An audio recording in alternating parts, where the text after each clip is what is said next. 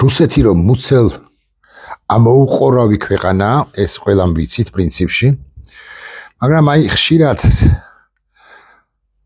ქართველი რუსები დაგვაჯერებენ ხოლმე, ამბობენ ხოლმე, ვის დააჯერებენ. მაგათი როგორ შეიძლება გჯეროდეს, ამბობენ ხოლმე, რომ აი რუსეთი გაჩერდება სადღაც. აი პუტინმა თქვა ის. აი რუსეთს მისცენ მარტო ყირიმი და დანარჩენ 4 რეგიონზე არ განაცხადებს პრეტენზიას, არა, მისცენ ყირიმი და დონბასი და დანარჩენ 2 რეგიონზე არ განაცხადებს პრეტენზიას, არა, მისცენ ყირიმი, დონეცკი და ლუჰანსკი და ხერსონზე და ზაპოროჟიეზეც არ განაცხადებს პრეტენზიას და 5-ვე მისცენ ჯანდაბას და დანარჩენ უკრაინაზე არ განაცხადებს პრეტენზიას. ცხადია, არ უნდა დაუჯერო, მაგრამ არ უნდა დაუჯერო არა მარტო იმიტომ, რომ იცი გრძნობ, არამედ იმიტომ, რომ ნაგე დოკუმენტები არსებობს. თქმული სიტყვები არსებობს, წარმოთქმული სიტყვები არსებობს იმპერიალისტების. პუტინის პირადი მრჩეველი და უშიშროების საბჭოს ყოფილი მდივანი პატრუშევი, გავლენიანი კაცია დღესაც, უბრალო კაცი არ გეგონოთ, ამბობს, რუსეთსა და უკრაინას შორის მშვიდობა არ იქნება მანამ, სანამ რუსეთი კონტროლს არ დაამყარებს ჩრდილოეთ შავი ზღვისპირეთის მთელ ტერიტორიაზე. საუბარია მიკოლაევზე, ოდესასა და დნესტრისპირეთზე. არც ერთი ამ ქალაქიდან თუ რეგიონიდან რუსეთს საკუთარ შემადგენლობაში ჯერ არ შეუყვანია. მაშინ მე გეკითხებით, სად ჩერდება რუსეთი მხოლოდ ყირიმში, მხოლოდ ყირიმსა და დონბასში, ანუ დონეცკსა და ლუჰანსკში 3 რეგიონი, მხოლოდ ყირიმში, დონეცკში, ლუჰანსკში, ხერსონში, რომელსაც ის ვერ აკონტროლებს ბოლომდე და 50%-ს აკონტროლებს მხოლოდ, თუ დამატებით კიდევ ზაპოროჟიე უნდა, რომლის 30%-ს ვერ აკონტროლებს და 70%-ს აკონტროლებს, რომ არ შემეშალოს, თუ კიდევ უნდა ოდესა. სდომებია, ხო? დნესტრისპირეთი უნდა კიდე და მიკოლაევი. ოღონდ პატრუშევიც არ არის ბოლომდე გულახდილი, ეს უნდა ვთქვათ, რომ არა იმდენად უცნაური პირიქით ღია განცხადება, მაგრამ ბოლომდე ღია. ბოლომდე გულახდილი პატრუშევის კი არ არის, რუსეთს რაც საკვირველია სურს მთელი უკრაინა და პატრუშევს უბრალოდ წასცდა კიდევ დამატებით 1-2 რეგიონი, მოკლედ ოდესა, მიკოლაევი და დნესტრისპირეთი. პატრუშევი გავლენიანი პირი კია, მაგრამ მასზე ნაკლებ გავლენიანია დღესაც, მაგრამ გავლენიანია შოიგუ. ეს სამხედრო კაცი. მისი თქმით, ის უშიშროების საბჭოს მდივანია ბარემ ვიტყვით, რუსეთის წინადადებები უკრაინული კრიზისის მოსაგვარებლად ასეთია. უკრაინის შეიარაღებული ძალების გასვლა ახალი რუსული რეგიონებიდან, ანუ არ იგულისხმება პატრუშევის მიერ ხსენებული მიკოლაევი, ოდესა და დნესტრისპირეთი.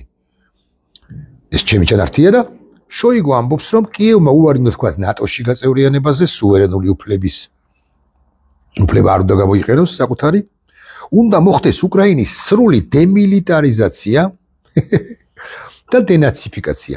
სტამბოლის შეთანხმებებზე არ დათანხმდა უკრაინა, როცა უარეს მდგომარეობაში იყო, ვიდრე დღევანდელ დღეს არის. და ახლა რატო უნდა დათანხმდეს დემილიტარიზაცია, დენაციფიკაცია, საერთოდ რას ნიშნავს ეს? ანუ აღარც ერთი უკრაინელი სამხედრო არ იყოს თქვენთანო, ამას ეუბნება მოსკოვი კიევს და რატო? სხვადასხვა ჩვენს გვეტყვის ამას, ოდესმე თუ ბიზინია და გაგზელდება აქ. რუსულენოვანი მოქალაქეების უფლებების უზრუნველყოფაზეც უნდა თქვას კიევმა უარი. ბოდის ვიხდი ჩანართის სახით. აქ რო დადიან რუსები, კარგები, განაცუდები, აიტიშნიკები, განაცუდები, მე მაქვს კითხვა. ოხანაშვილმა კი არა, ლილუაშვილმაც ვერ შეამოწმა და ოხანაშვილი ვერც და არც შეამოწმებს არც ერთ მათგანს. რო დადიან ესეთი უდრტვინველის სახით.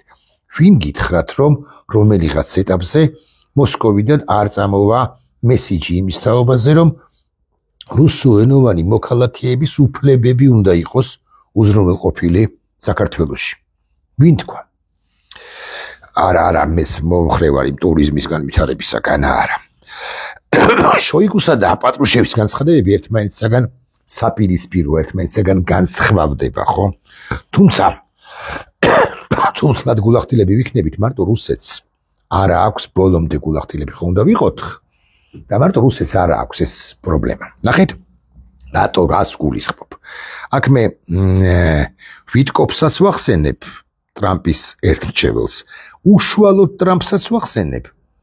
გენერალ კელოგსაც ვახსენებ ტრამპის მეორე მრჩეველს და სახელმწიფო დეპარტამენტსაც.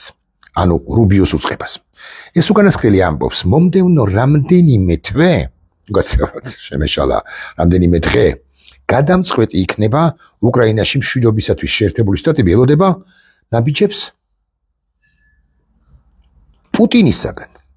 აქამდე უმეტეს შემთხვევაში შეერთებული შტატები ელოდებოდა ნაბიჯებს კიევისაგან. კიევმა ნაბიჯები გადადგაო, ვინმე იტყვის და რასაკვირველია გადადგა. ახლა პუტინისაგან, გავეშებული პუტინისაგან ელოდება შეერთებული შტატები ნაბიჯებს. ოღონდ პუტინს თლად გულახდილები თუ ვიქნებით, თუ შოიგუს, თუ პატრუშევის, თუ ლავროვის, თუ სხვათა პირით და უშუალოდ პუტინსაც.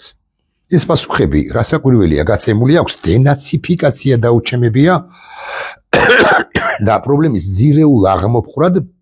ძირეული აღმოფხვრის საფუძვლად სწორედ დემილიტარიზაცია, დენაციფიკაციას ასახელებს. უიმე უკაცრავად ნატოში არ შევიდესო, უკრაინაო ამასაც ამბობს და გასაგებია, მაგრამ 1300 კილომეტრიანი ზოლი მიიღო ფინეთთან ამ არ დალოცვილმა რუსეთმა ნატოს წევრი სახელმწიფოს ხაზით და აი ფინეთს რატომ ვერ უხურებს ბჭყალებში თუ უბჭყალებოდ. იმიტომ რომ ამაზე უკრაინაზე აქვს პრეტენზია, რამდენადაც უკრაინა მისი ტერიტორიაა, ესე მიაჩნია მისი გავლენის სფერო უნდა იყოს. გაცემული აქვს პუტინს რახანია პასუხები მეთქი, აკი გითხარით და არც დაასრულებს ის ინტერვენცია აგრესიას რუბიოს უთხრათ შეუთვალოთ და შეერთებულ შტატებს. ესეც უთხრათ რომ არ დაასრულებს, ვიდრე დენაციფიკაცია, დემილიტარიზაციას არ მიაღწევს. ხო, ტრამპს აქვს ნათქვამი, რომ 3 წელიწადში უკრაინა აღარ იარსებებსო. გეხსომებათ, ხო? მე ხა მეორე უცნაურ განცხადებაზე მიგაქცევინებთ ყურადღებას შეერთებული შტატების მხრიდან. დიახ, ტრამპმა არც თუ დიდი ხნის წინ თქვა, რომ უკრაინა 3 წელიწადში აღარ იარსებებს, ისეთი უპირატესობები აქვს რუსეთსო. არც ერთი ბანკოს კარტი არ უჭირავს ხელში უკრაინას, ეს ოვალურ კაბინეტში უთხრა ზელენსკის, ოკეი?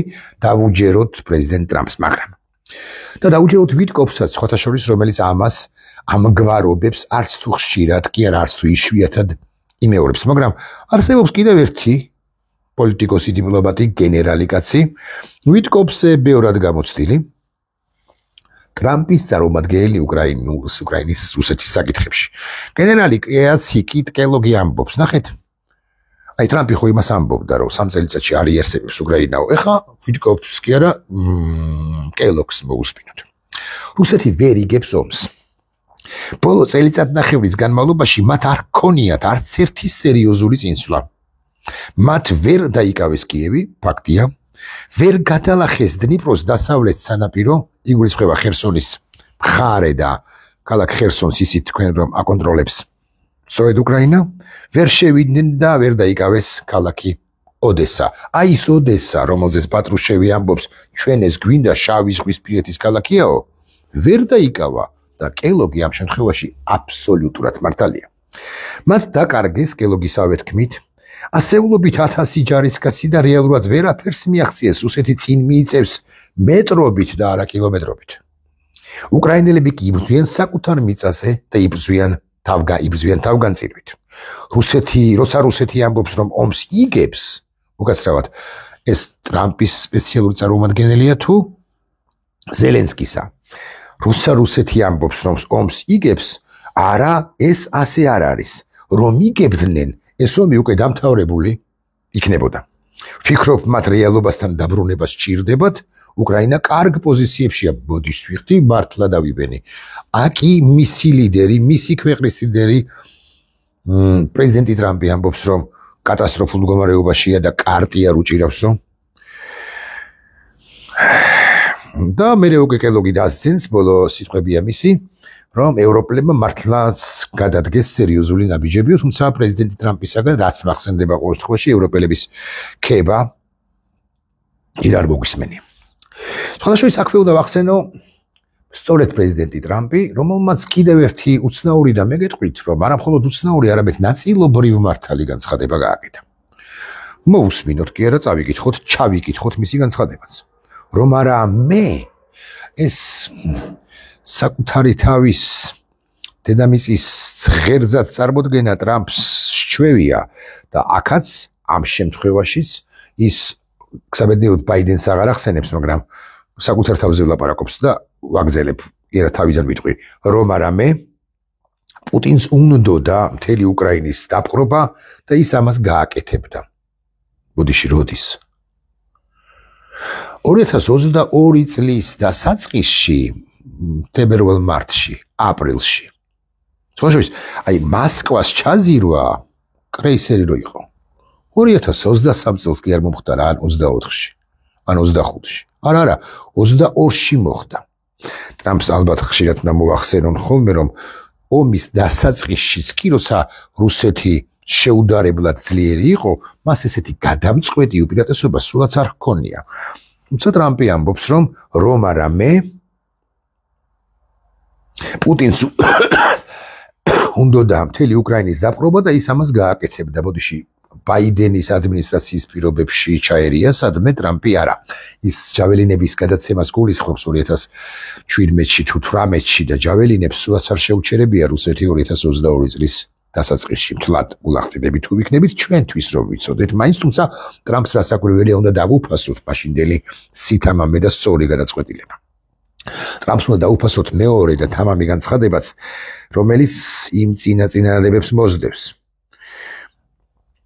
ის ამ ბიზნესსაკენ ისწრაფვოდა და ერთ-ერთი მიზეზი, ნახეთ, უსწორესი აქცენტია, მიზეზი მის მიერ ომის დაწყებისა იყო ის, თუ რამდენად სამარცხვინოდ იმოქმედეს ამერიკელებმა. ბაიდენის ამერიკას გულისხმობს, დიახ და აი თუ ოდესმე ჩაურტყავს ტრამპს ბაიდენისთვის, ბევრჯერ ჩაურტყავს, ყოველ მეორე განცხადებაში ახსენებს წინამორბედს, აი აქ როცა ურტყავს და სადაც ურტყავს, აბსოლუტურად მართალია. ამ ბიზნესსაკენ რუსეთი ისწრაფვოდა და ერთ-ერთი მიზეზი მის მიერ ომის დაწყებისა იყო ის, თუ რამდენად სამარცხვინოდ მოიქცნენ ამერიკელები ავღანეთიდან ჯარის გამოყვანისას. ერთ წუნსაც, ერთ შენიშვნასაც ვერ მისცემ, დიახ, ბაიდენის ადმინისტრაციის და პრეზიდენტ ბაიდენის უმთავრესი შეცდომა ჩემი შეფასებით ავღანეთის სპეცოპერაციის დასრულება და ისე დასრულება იყო, როგორც მან დაამთავრა. ტრამპი ასრულებს საკუთარ წინადადებას ასე, ეს იყო ჩვენი ცხოვრების უდიდესი სირცხვილი. აქვე უნდა ვახსენოთ და მართალია ტრამპი ამაში, აქვე უნდა ვახსენოთ მინერალების შესახებ შეთანხმება, რომელსაც მაღალი ალბათობით უკრაინასა და შეერთებულ შტატებს შორის უახლოეს მოკლედ დღეს მოეწერება ხელი. ეს დენის შმიგალმა თქვა უკრაინის პრემიერ-მინისტრმა, შეთანხმებას მოხდება კიდევ ორი ტექნიკური აღმასრულებელი შეთანხმების გაფორმება საინვესტიციო ფონდის და საინვესტიციო ფონდის პირდაპირ შექმნის თაობაზე და მისი დაფინანსება შევსების თაობაზე შესახებ. ამასობაში ბლუმბერგი ავრცელებს უკრაინა შეერთებულ შტატებს შორის მინერალების შეთანხმების საბოლოო პროექტის ვერსიას, რომელსაც მხარეები უახლოეს მომავალში კი არა მაღალი ალბათობით სწორედ დღეს მოაწერენ ხელს.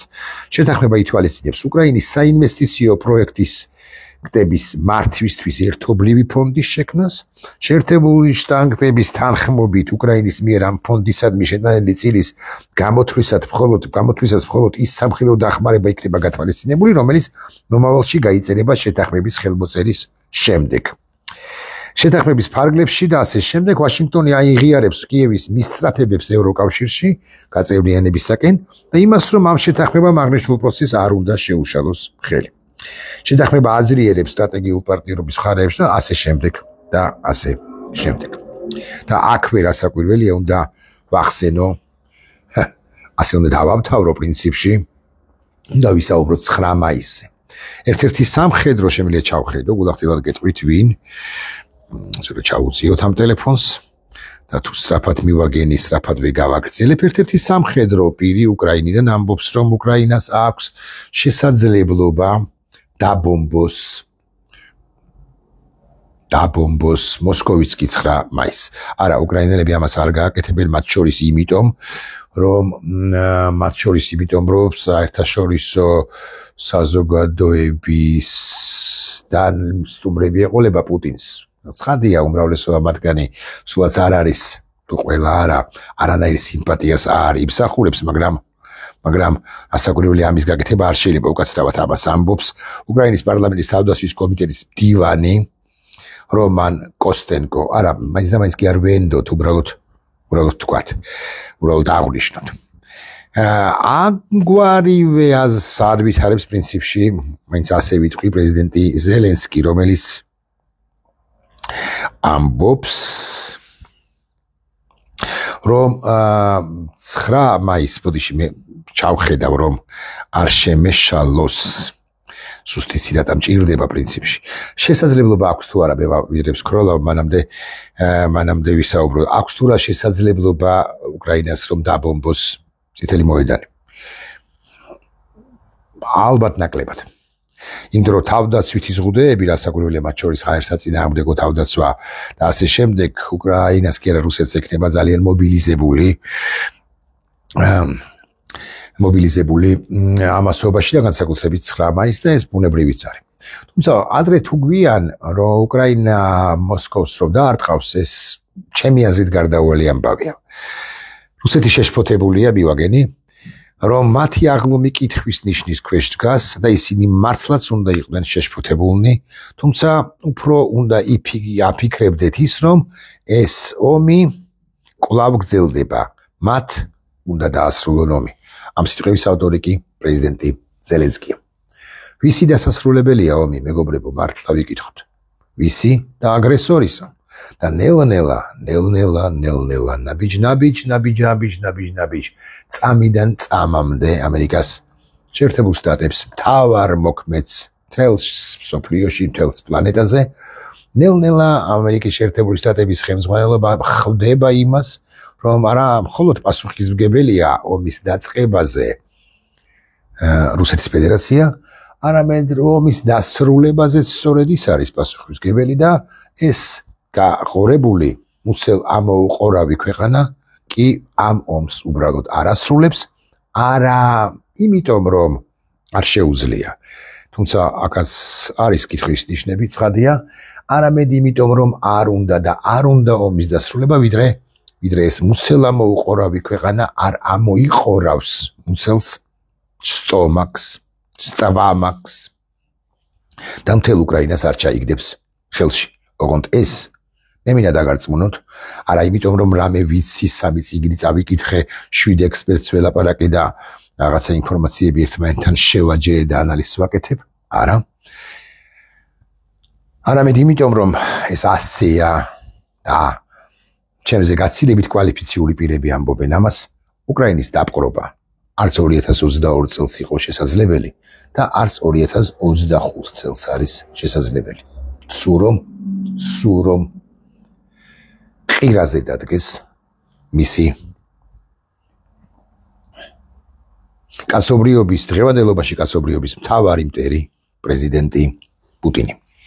შლეგი პრეზიდენტი პუტინი. ნახვამდის.